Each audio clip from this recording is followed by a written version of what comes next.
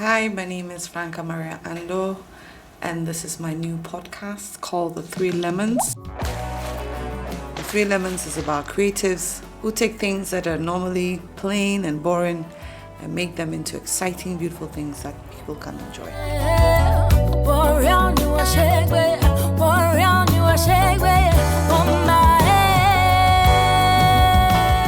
Hi, welcome to the Three Lemons podcast. Today I have an amazing guest, Chef George Dediha.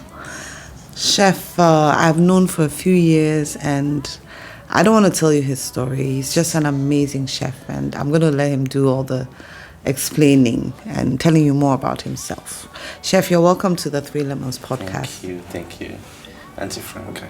Okay. It's a pleasure. I'm glad you could make it. Thank you. So tell me, in our culture, men don't cook.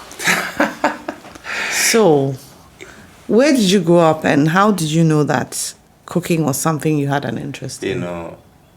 You just made mention of something that took me back to those days when I'm always with my grandma. And then my sisters would be like, but why? Every time you want to be in the kitchen, every time it's like, like, how can you have that as a profession? So everybody was looking down, those days at me because they really doesn't understand what cooking or culinary things are those days. Where did you grow up? Like in Accra? Where did you grow up? Okay, so apparently I'm half French, half Ghanaian. Okay. I grew up with my grandma, which is my father's mother. Mm-hmm. The story is it was in Relais time where the buhahas and other stuff were happening, and my father has to leave Takoradi to Guinea. So that's where I was born, and my father passed away during the time, so I had to stay with my uncle. And it was a long story.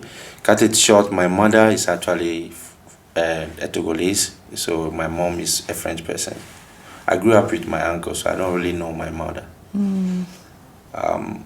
Later, I decided to follow up to get to know where is my mom, where is my father coming from and all that. So, and I have to leave Guinea all the way looking for my dad. I quite remember that day when I got to Takoradi, it was somewhere around 10 p.m. in the evening.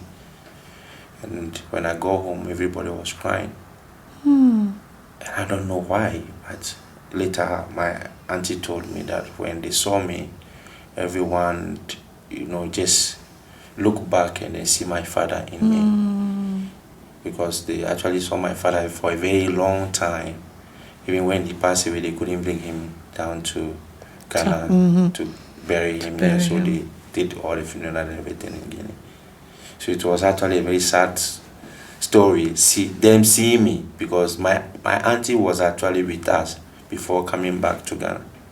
So she actually know me in person, but I don't know her because I don't really have the face of her when I was growing up. When you were growing up? Yes.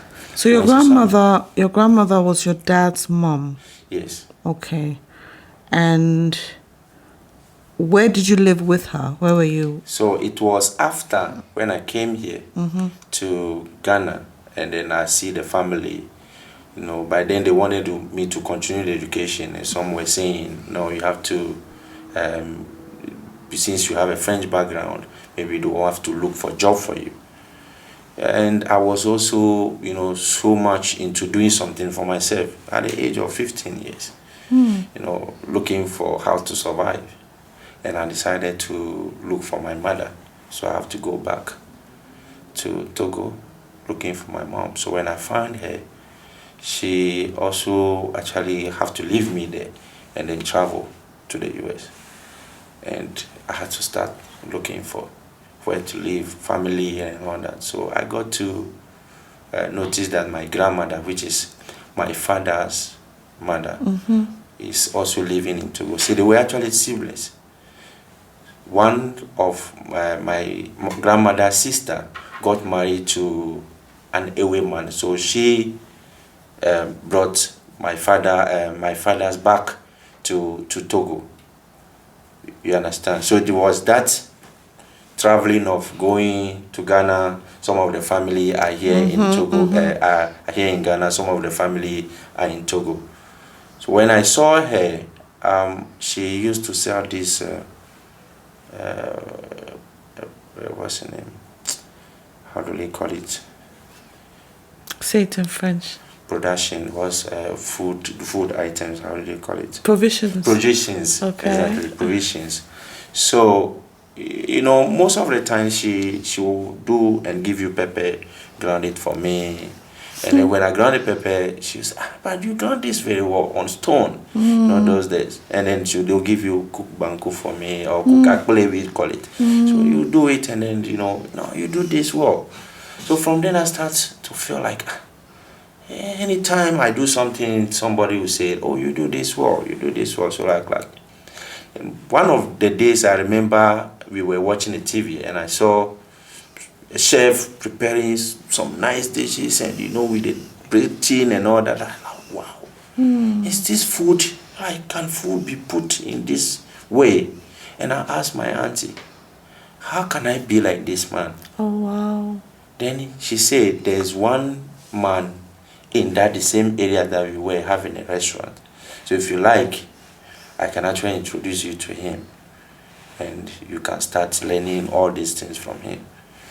Oh, my sister, we were plenty like cakes with my grandmom. So my sisters, almost all the time when we come back from school, they go play and all that, but I'm always with the grandmother doing something. And by then too, I have to say, because we are not coming from a very rich background, it's like you are the person that is living with the grandmother, so most of the jobs is being done by you. So grinding pepper, freshening water, washing bowls, and all those stuff were done by me. So from there, I started developing love for cooking. Yeah, so when I actually discussed that with my auntie, then she said, okay, if you want to learn it, let me go show you to the man. So anytime the man gets some orders, he call me. I go and I help. So I ask the name of the thing. What is this?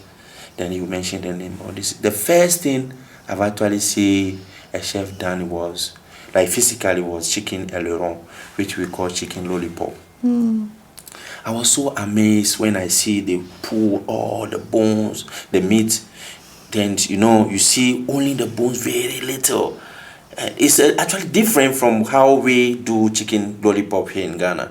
French chicken lollipop is totally different. When you take the bones and the meat just removed from it. So very different. Very different. And that got me. I said, no, I have to be a chef. Wow. I have to be a chef. So I start asking the man, how do I become like you? His name is Chef Commando. May his soul rest in peace. He's no more alive. Then he starts showing me, okay, this is what you have to do, and this is a school you can actually attend to be able to have your certificate and all that. Getting money at that time was actually a very tough thing. So you have to introduce me to the school director, and then have to, you know, be going and be paying the money little by little. So I go and come and help him in the kitchen. So I get some money, save it, go and pay my school fees. Go to the school, and, you know, like that until I finished my school in 3 years. Even to be able to get my certificate, I didn't get a certificate. So after the school, I have to look for a job, and I have to travel from Togo to come back to Ghana. So when you say you didn't get a certificate because you hadn't finished paying the fees? Yes. Oh, Lord. Yes. So I had to come back here in Ghana, you know, looking for something to do. I remember the Parliament House, the one that is these are where I actually started working. I was not a painter, I was not a medicine person, but, you know, I need to do something to survive. So we were carrying stones, we were freshening water for the people, doing tiling job and all that. Anything you can do to make money. So what I do is, anytime I get some small money, I use the money to go and photocopy my what's the name? Recipes.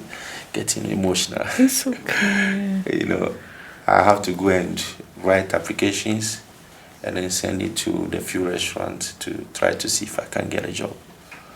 You know, it was tough, honestly. Someone gave me a phone. Someone gave me a phone. I quite remember those phones. Nokia doesn't have even the phone doesn't have even a cover at the battery from the back. And there was a number in it. That was the number I put in the phone on my applications. And those days, even to get money to buy food was difficult. So we have to go to the women. They sell us food. We do when at the end of the week they get to pay us, then we pay them. You have to be very careful when you are there because everything around you, they can take it easily.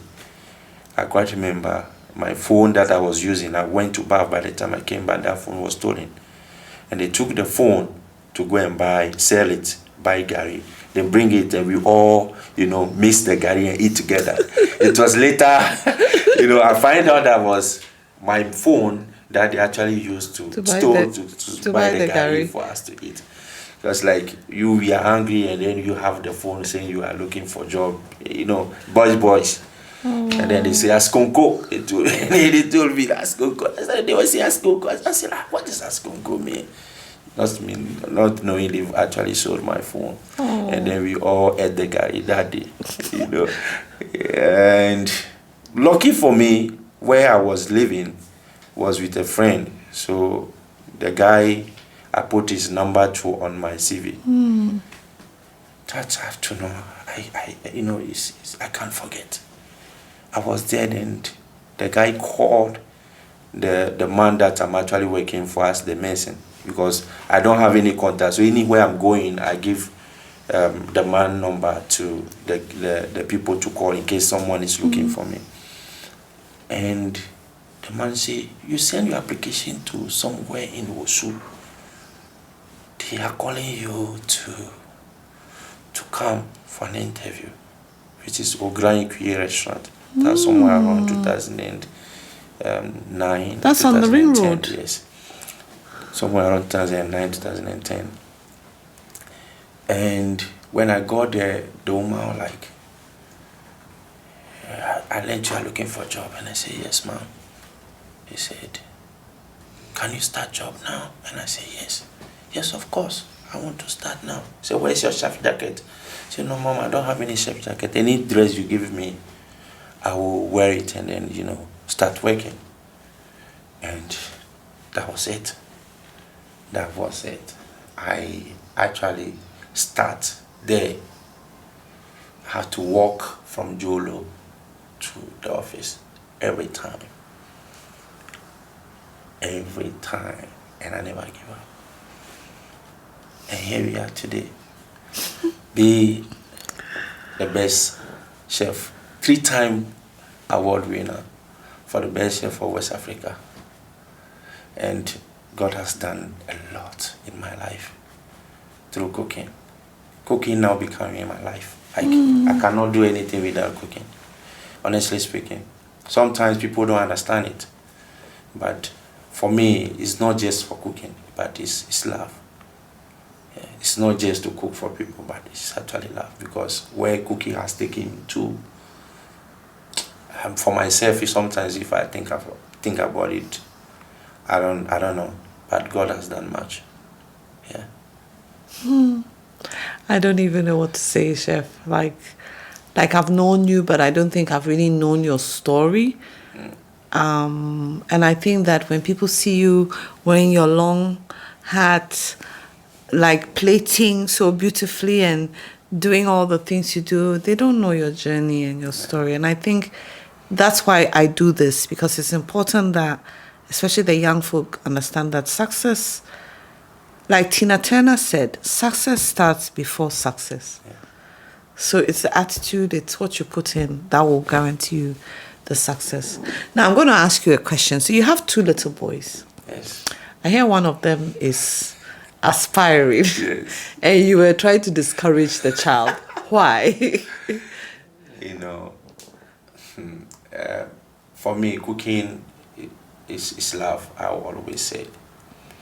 So, recipes are out there. People will give you their recipe, but if you don't have that philosophy to be able to be creative, there's no point of cooking. So for me, cooking is something that the person has to be ready emotionally, physically, and within your whole soul and love. Otherwise, you just be cooking. Because for me, I see cooking as love. If you want to know me, see what I put on the plate. That is me. Every single thing I put on the plate, that is me. That is who I am.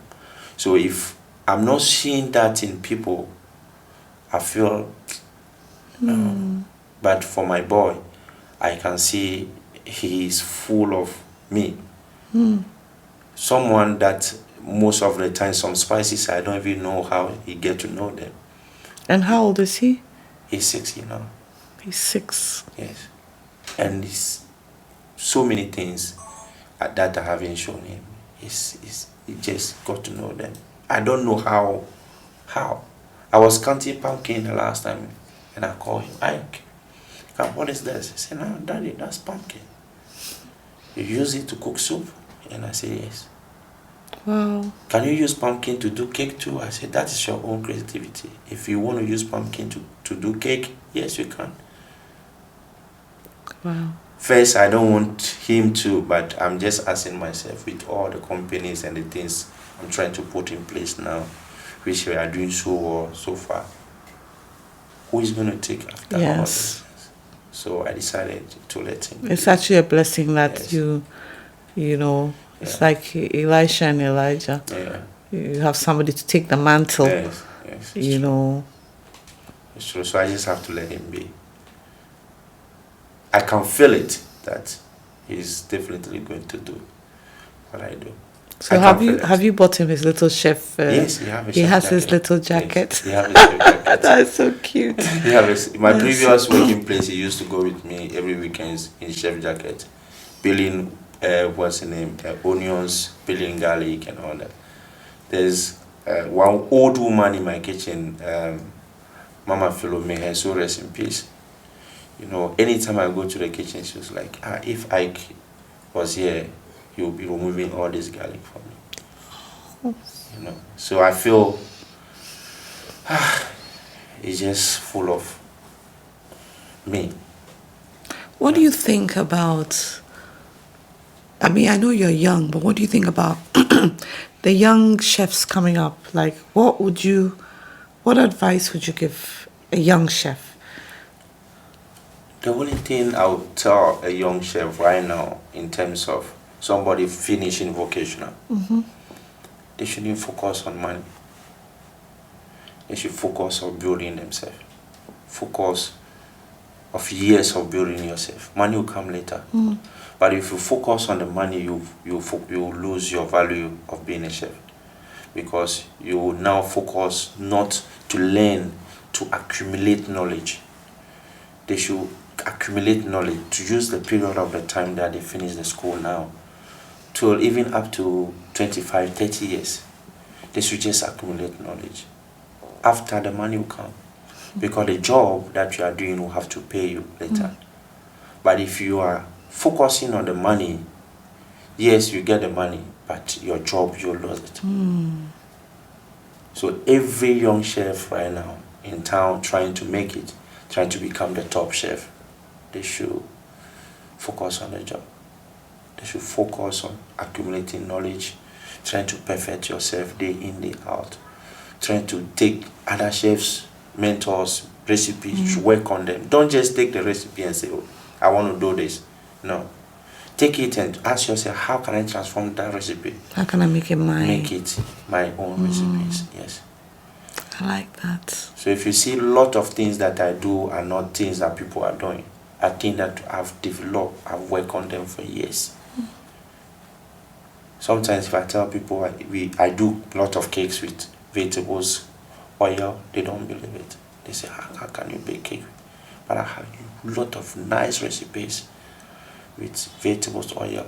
If you don't have butter, you can bake nice carrot cakes with vegetables oil, and it's perfect.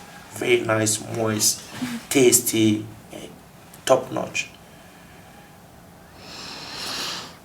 Chef, top notch. Yes, please. That's how I describe you. Thank you so much. I mean, like, I've learned from this. I learned from every interview, but this kind of hit me in a different way. And I appreciate you being honest and telling your story as it is. Because a lot of people like to pretend like their lives began 2 years ago. No. Whereas the story begins Very far. very far. Yes. And I think all the situations, like even what you said about the brouhaha, I like that word, in the country and the travel, the movement, some in Togo, some in Takoradi. That's why we have you. Because if it hadn't happened like that, we wouldn't be sitting here having this conversation. So, in all things, it's good. Yeah. It's good. You know, I've actually seen it's a training for me. Every place is. I never regret my grandma was treating me different way from my other sisters or my other brothers. I never regret it, because today no one will tell me that when you eat finish, wash the plate. If I go to the cafeteria, I have a team. I never set myself to say I'm going to eat separately. We all eat together. When I finish, I don't mind taking the plate and wash it myself. I never go to my cafeteria right now and eat and finish, and then someone want to wash my plate and I'll leave it for the person. No. I wash them myself. I cook finish in the house, I wash the plate. I don't leave the plate down for anyone because of the training I've been through. Which for me is actually a very good thing for us to put in all our children, all the new chefs that are coming now, to understand that you need to own it. You need to own it. You don't need to go just to go and work. No, you have to. If you want to be a chef, own it. Own it. Thank you, Chef. Yeah.